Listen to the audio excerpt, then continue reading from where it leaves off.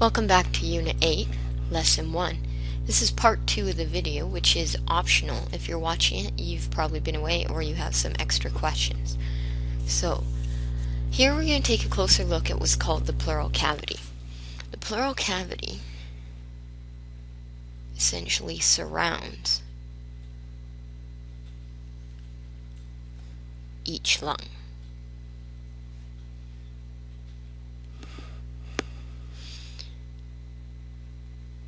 And is created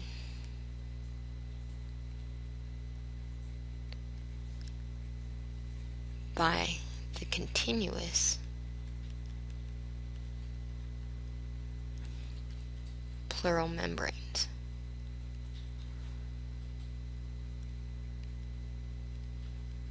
There's two of them, and one is the visceral pleura,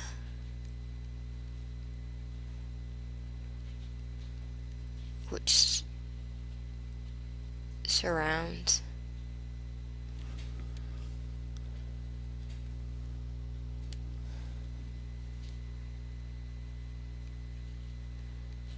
and is attached to the lung surface. We'll say outer surface.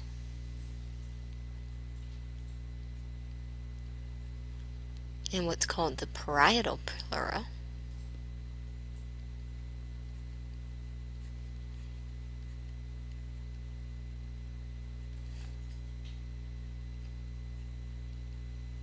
which surrounds the lungs.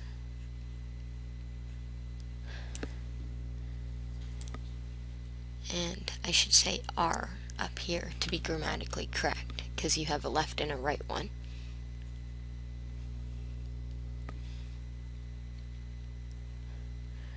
Attached to the inner rib cage.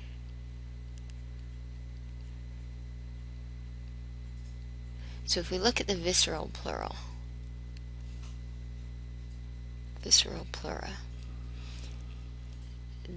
it's a membrane that is tightly associated with, attached to the outer surface of each lung, like so.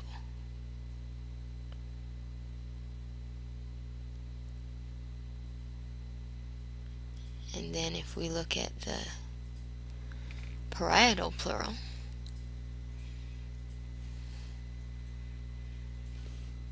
they are continuous, run along the what would be the inner part of the rib cage, sort of a double membrane that surrounds the lung. And in between, there's what's called pleural fluid.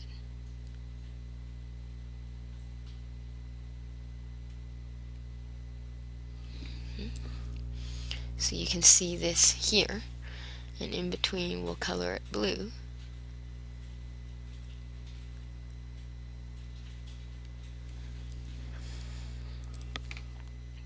Between the two, because these are really serosa membranes. If you remember, serosa secretes fluid that prevents chafing. Well, in between the two pleural is this pleural fluid.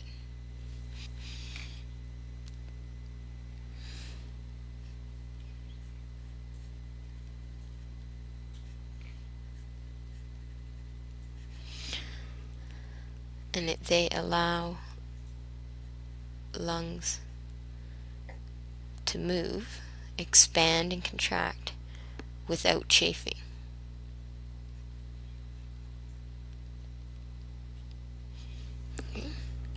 So this is, if you looked at cross-section, you'd see the pleura again, and again you'd see the fluid in between.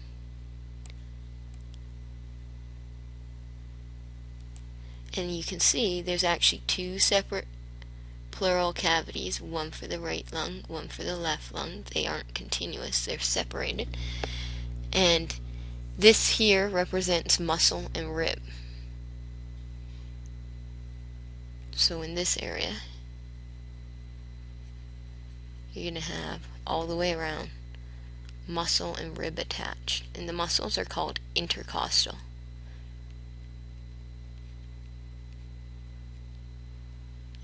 And ribs. And when they expand, they actually pull the pleural with them. The pleural is associated. Okay. And the pleural cavity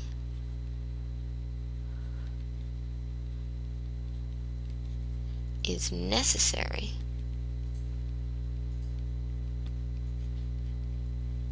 to the mechanism of breathing. And we're going to explain next day how we breathe. But this cavity must stay airtight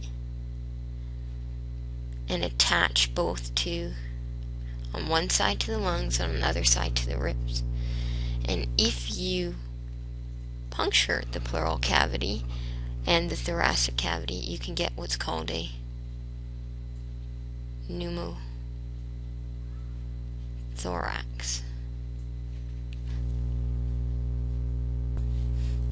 So pneumothorax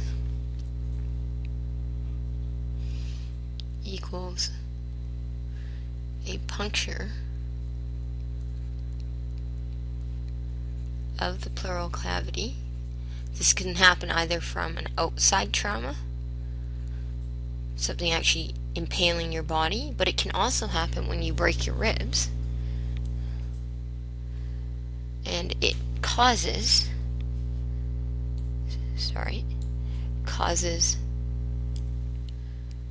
the lung to collapse, and we'll explain next day why that's so.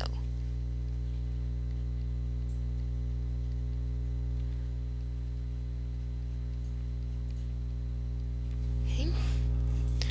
The other thing we want to take a closer look at were these alveoli. Okay. So alveoli are microscopic air sacs at the ends of bronchioles. So when you breathe the air in, it's eventually ending up in these little alveoli at the end of the bronchioles. Okay. And they are specially designed. If you notice, these are what we call pulmonary, because they're in the lungs, capillaries that surround the alveoli, where gas exchange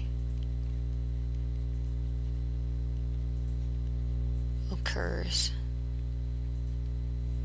between blood and air.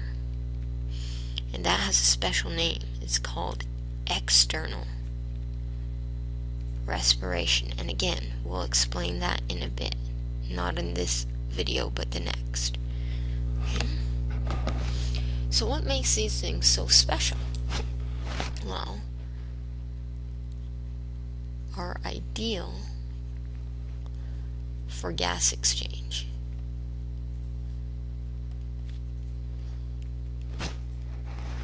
Because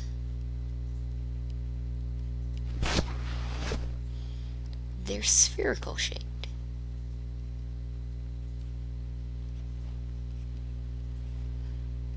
Which allows for relatively high surface area compared to volume ratio. 2. They're only 1 to 2 cell layers thick.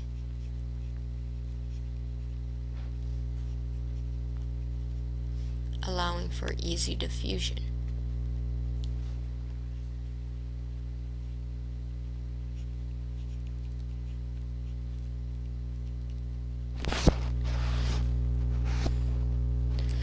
Three, even though they're microscopic, there are billions of them, which also allows for increased surface area.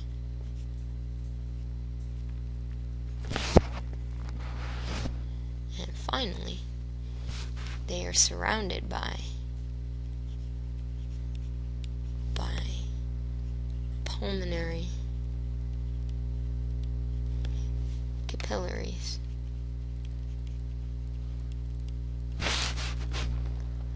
allowing for easy diffusion with blood.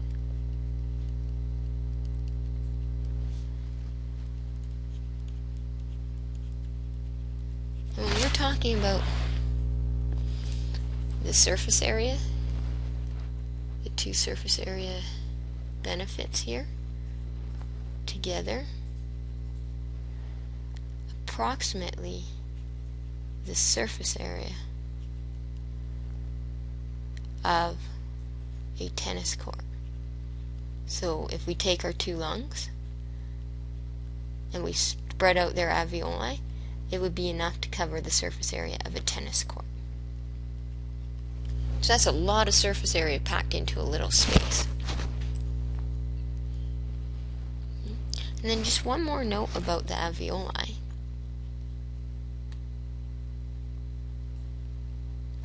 They contain what's called a surfactant.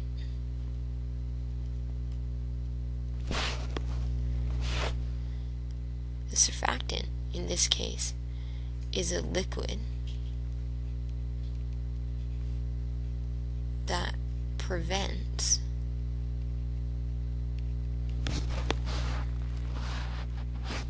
the alveoli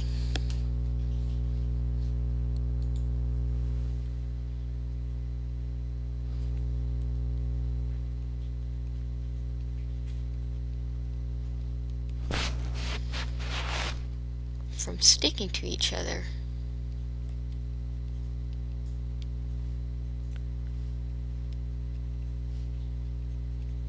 like a wet balloon. So imagine if you were trying to blow up a wet balloon, when it's wet, it gets really sticky and it's hard to separate the tissue or the balloon from each other. Now this is really important because every time you exhale, your alveoli have the potential to collapse and stick to each other if it wasn't for the surfactant.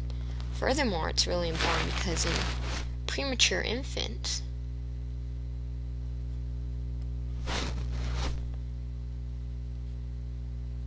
sometimes lack the surfactant.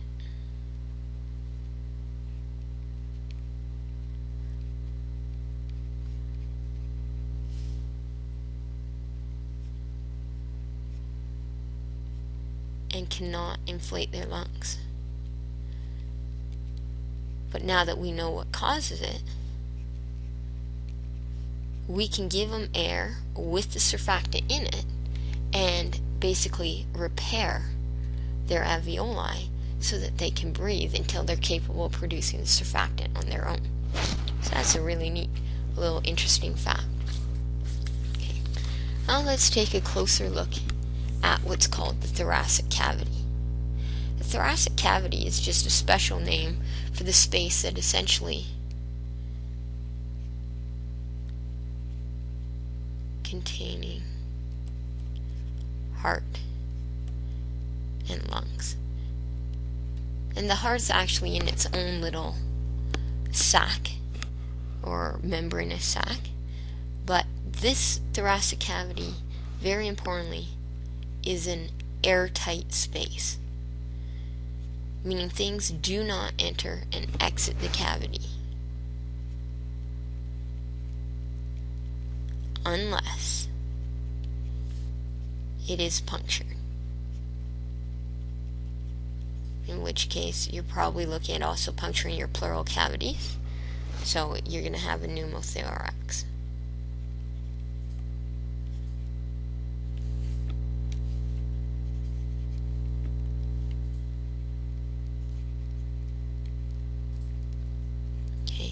and this is essential for the mechanism of breathing.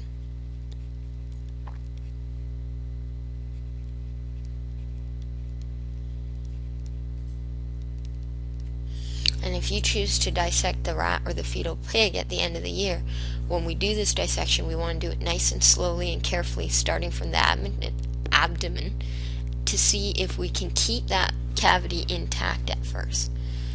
So, running through the cavity, in behind, so this is a heart, in behind, running through, but sealed off is your esophagus.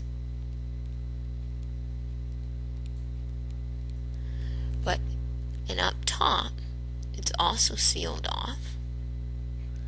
So what you get is this space. You can color it yellow here. All of this space. Sorry, that wasn't well colored. Yellow's not a good choice of color. Okay, let's go with red. Okay, so you have all this space here.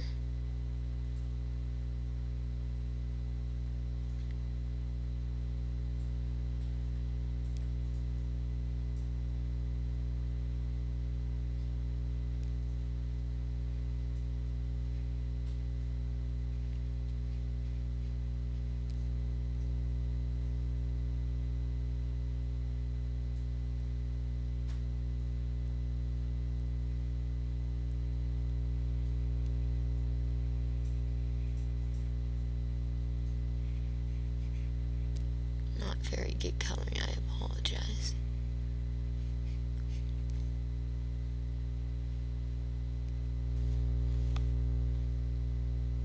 Space in here.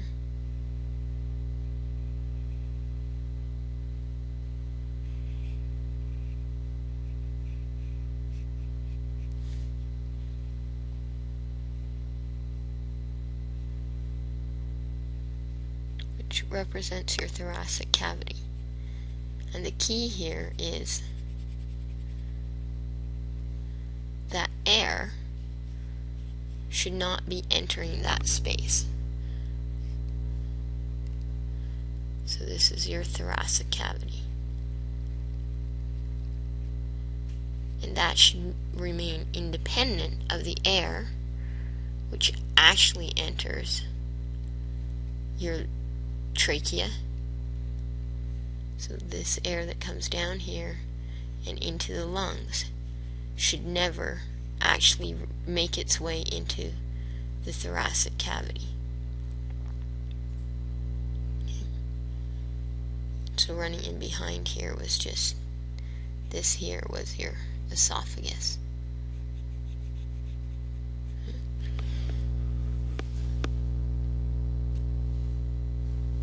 So thoracic cavity really is created by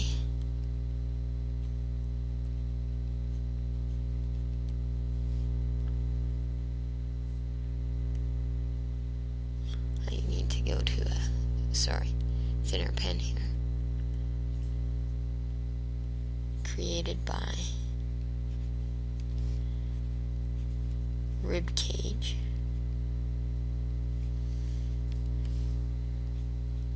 pleural membranes, and diaphragm. Your diaphragm, just in case you're unsure, is this muscle right here at the base of your rib, or of your thoracic cavity.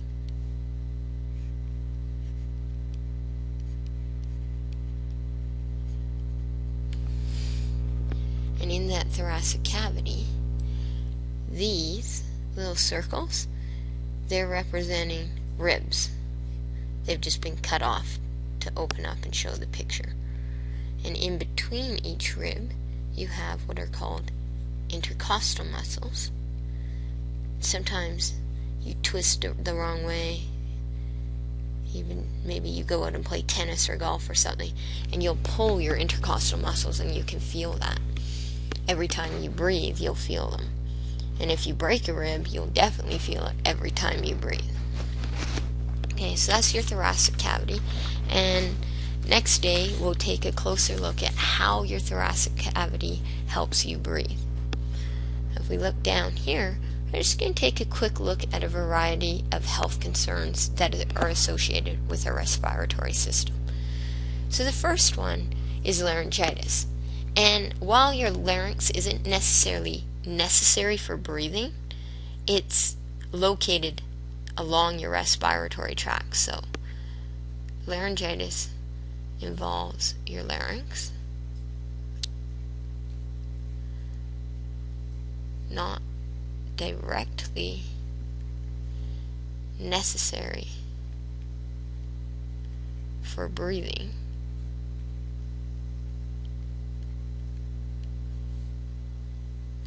but requires breathing for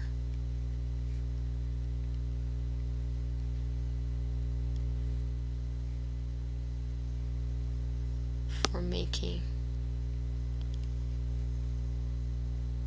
sound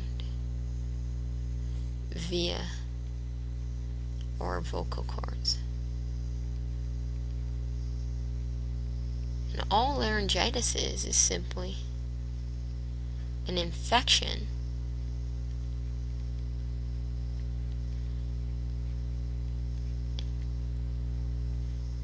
or inflammation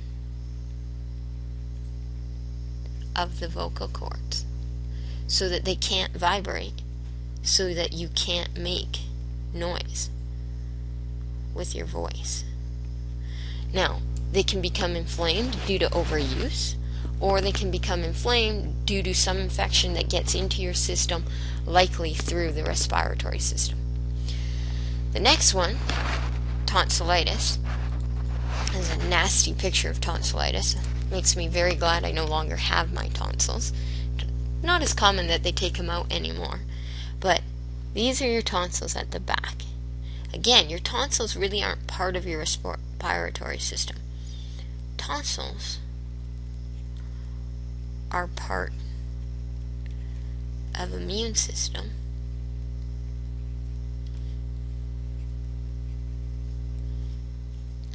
that helps protect us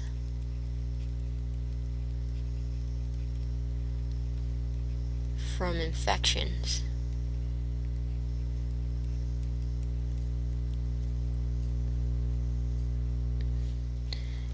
that tend to enter via our respiratory system.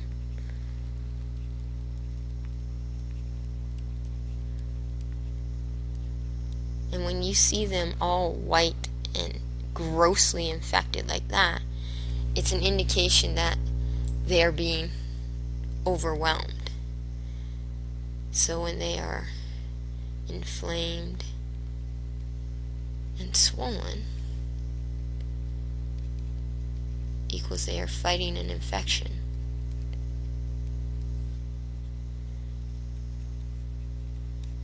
And they are possibly overwhelmed. And sometimes if they're overwhelmed, you're going to need the help of some sort of antibiotic if it's a bacterial infection. The next one is otitis media. Again, this isn't really a direct infection of the respiratory system. Otitis media is an infection in the middle ear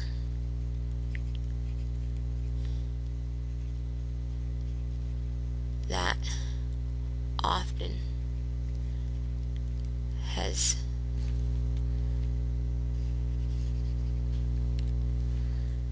entered via the respiratory system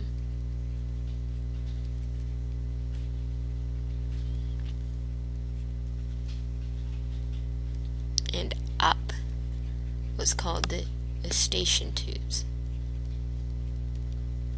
which are connected to the back of your pharynx, and this is why they can get in as you're breathing. So there's a really nasty picture of this one bursting and leaking out in the body atlas I have in our classroom. So if you like to be grossed out, you can either look it up on the web or come look at the body atlas. But essentially what happens is fluid builds up in middle ear, and that fluid's coming from the infection and your body trying to fight the infection, and because it builds up, it builds pressure and can cause extreme pain. So usually you have a little kid or an adult even with an inner ear infection, and they're going to feel quite miserable, and if it's a little kid, they're probably going to cry. Next one we're going to look at is bronchitis, and this is an infection of the respiratory system.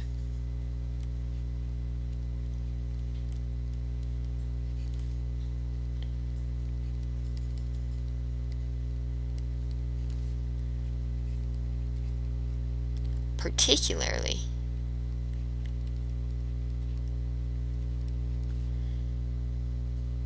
involves the bronchioles,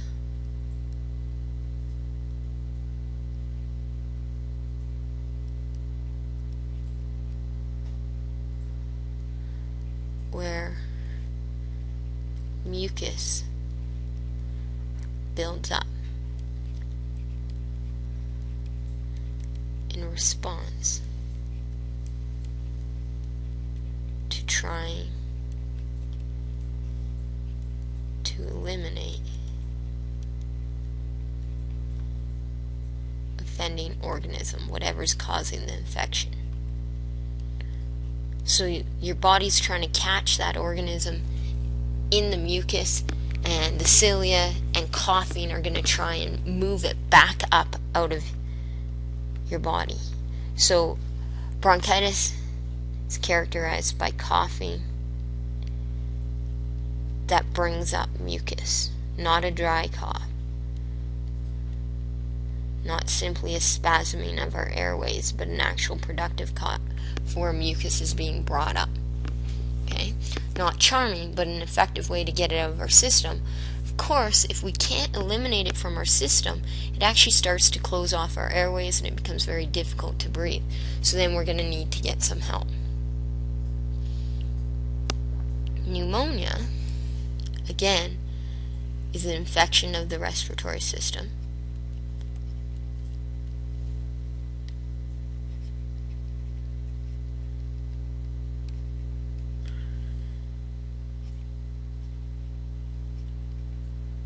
That leads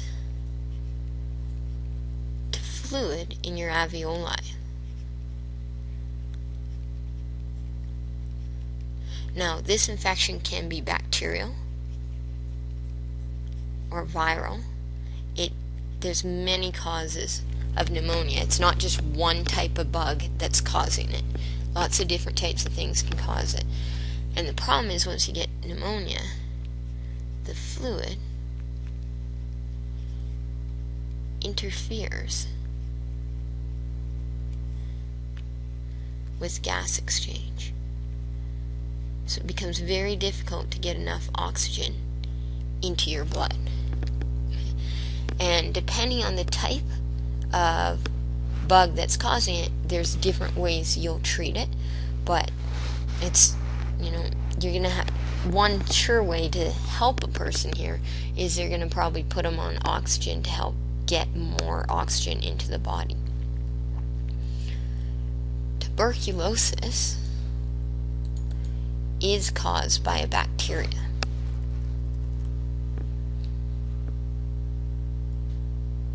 And it's very interesting. Okay, so it is a bacterial infection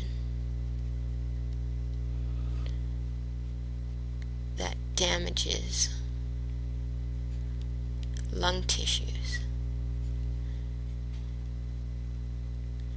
So here's how it happens.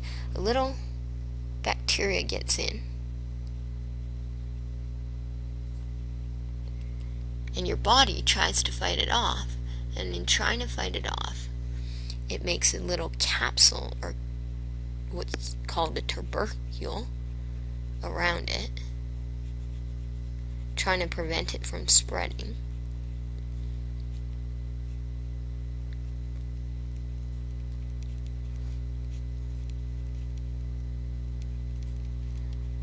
Around bacteria. And this is how your body tries to fight it off, but it's not very effective because it actually damages the tissue.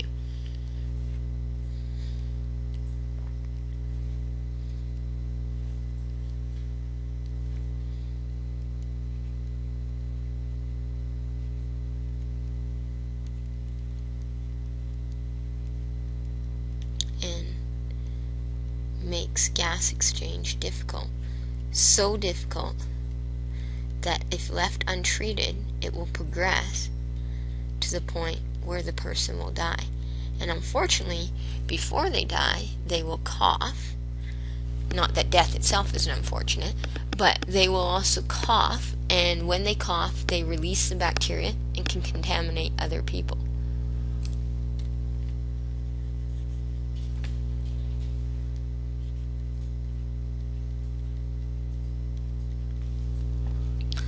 Another disorder of the respiratory system and beyond is cystic fibrosis.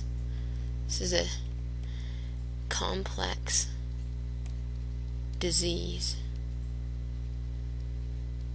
causing excess mucus production.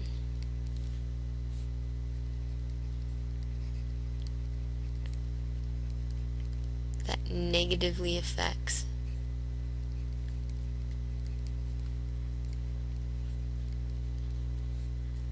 many body systems. So it's not limited to the respiratory system, but it definitely has an impact on it.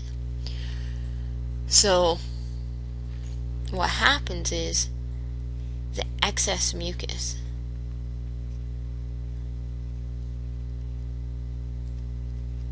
can decrease gas exchange, get in the way of it,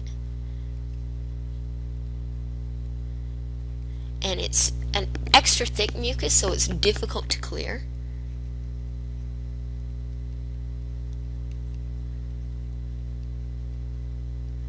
So can lead to actually a buildup of bacteria.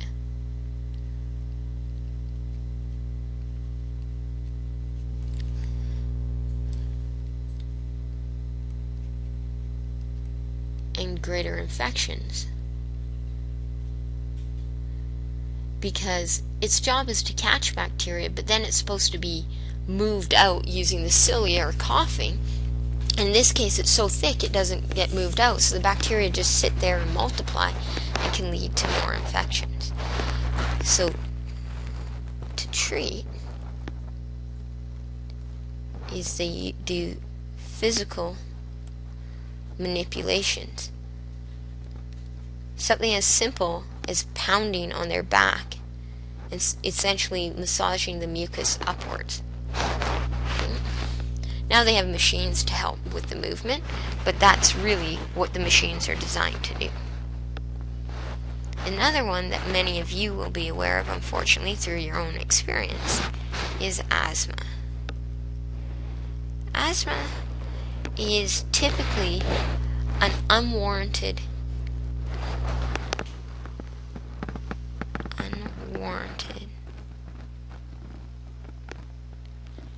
spasms and narrowing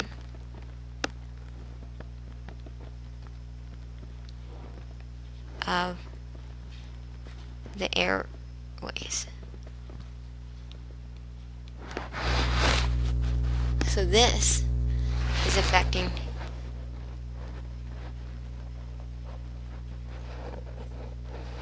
bronchioles. So in a normal airway, it's quite wide open and it's relaxed. And in an asthmatic airway, when you're having an asthma attack, it becomes inflamed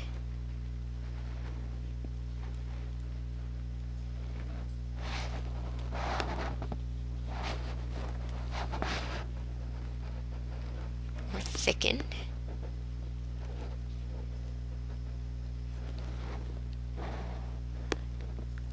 Wall to airway. This impinges on or limits airflow. And the symptom of this is just difficulty getting air in. But when it starts to spasm, that's when the coughing occurs. Okay? So this is trying to show spasming causes coughing. And there can be many triggers to this, as many of you know. So you can have activity, dust, pollen, chemicals such as in perfumes can trigger an attack.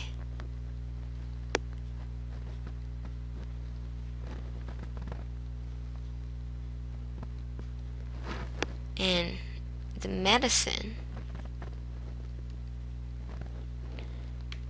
is designed to reduce inflammation,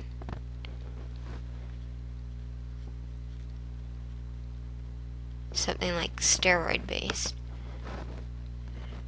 and spasming. So if you're on a daily inhaler, that one's usually designed to reduce the inflammation. And if you are on a rescue inhaler, that can deal with partly with inflammation and definitely with the spasming. Okay. And emphysema. Emphysema is a long-term destruction of alveoli, often due to smoking, but there can be other causes. But most of them are environmental. You're being exposed to something that's damaging them.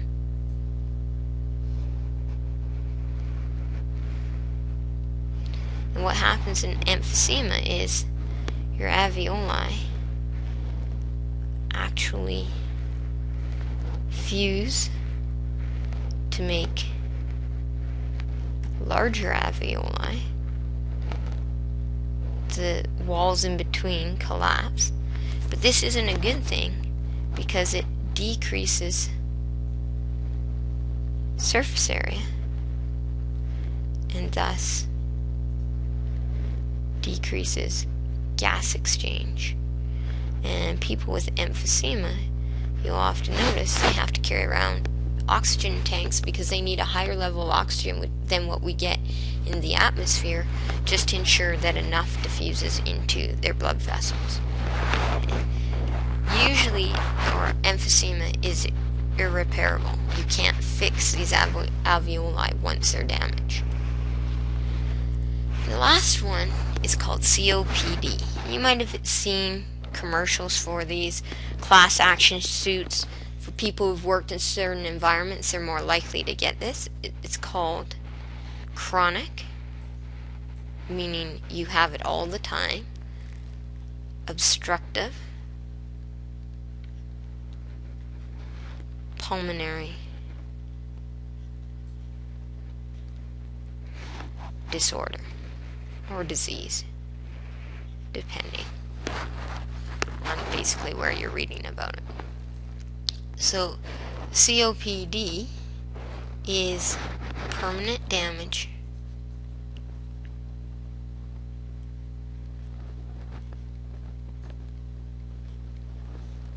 to airways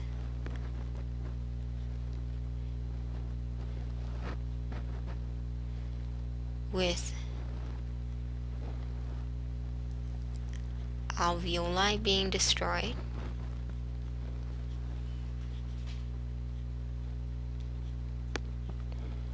and bronchioles becoming clogged with mucus, plugged with mucus.